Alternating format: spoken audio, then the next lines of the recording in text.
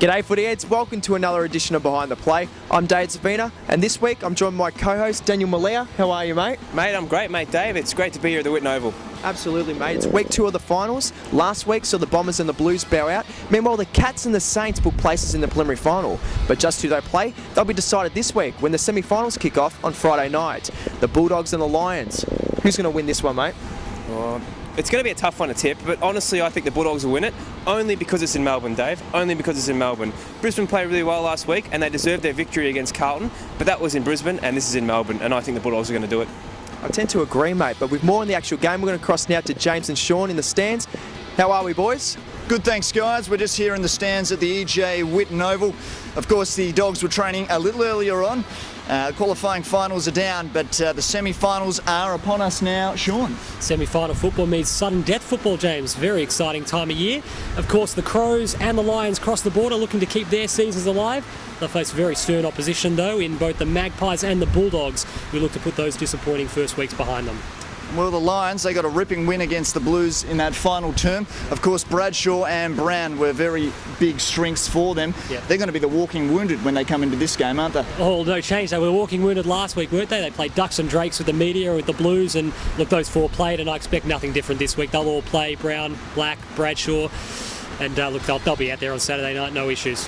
Well, I tell you what, the punters will have the Dogs as favourite this week, but it's going to be the Lions who have a group of stars who are no strangers to the MCG. After a disappointing start to their finals campaign, the Bulldogs trained in front of a throng of faithful fans at the Whitten Oval today, looking to atone for their 14-point defeat at the hands of the Cats last weekend. A loss to the Cats makes their push for premiership glory all the harder, placing them in the same side of the draw as the Saints.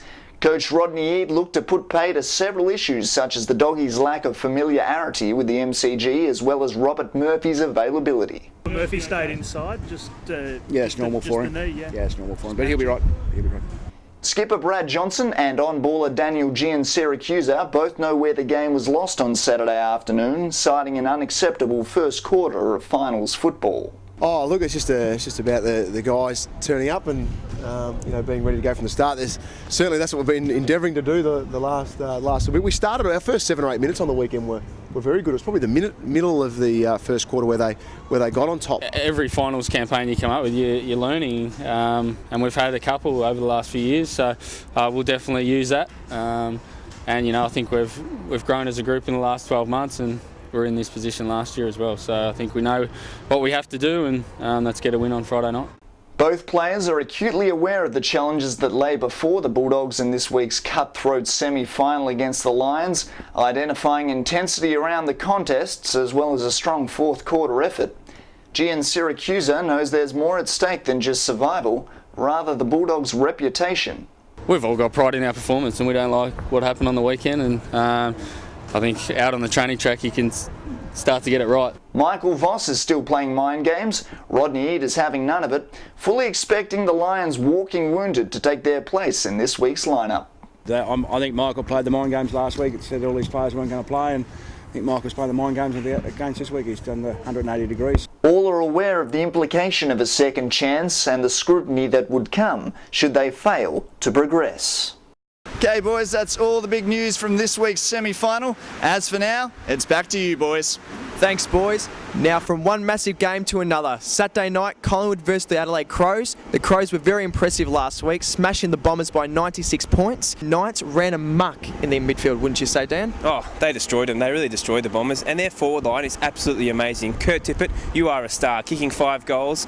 I don't think they can be stopped, Dave. They're a great team. They're on a great run at the moment. It wasn't helped that the Bombers were undermanned, but if you bring in a squad like that in the final series, you can't expect anything less. And a 96-point drumming is definitely not good enough. On the other hand, Collingwood, they started all guns blazing against the Saints and seemed to fade out pretty badly. They did. They ended up losing by almost 5 goals in the end, and I think they just have an answer for Nick Riewoldt. He was a superstar, and I think their backline's really struggling at the moment. Absolutely, mate. I tend to agree. Also, it's not going to be helped the fact that Pendlebury is also under an injury cloud, and also Anthony Rocker. That experiment seemed to not work out as well as what they first thought. No, I didn't think it worked. I mean, he did kick 2 goals, but I think Dawson did own him in the end, and I think I saw him limping off at the end of the game. So, yeah, probably not the best experiment, I think. Your tip, mate? It's going to be a big clash. Ooh, yeah, it's going to be a close game, I think, but I think Adelaide are going to win. I think they are in great red-hot form at the moment, and they're my smoky for the premiership. I tend to agree, mate. Can't go past the Crows. Now that wraps up another edition of Behind the Play. Until next week, I'm Dave Zafina. And I'm Daniel Malia. Hope your team wins. See you next week.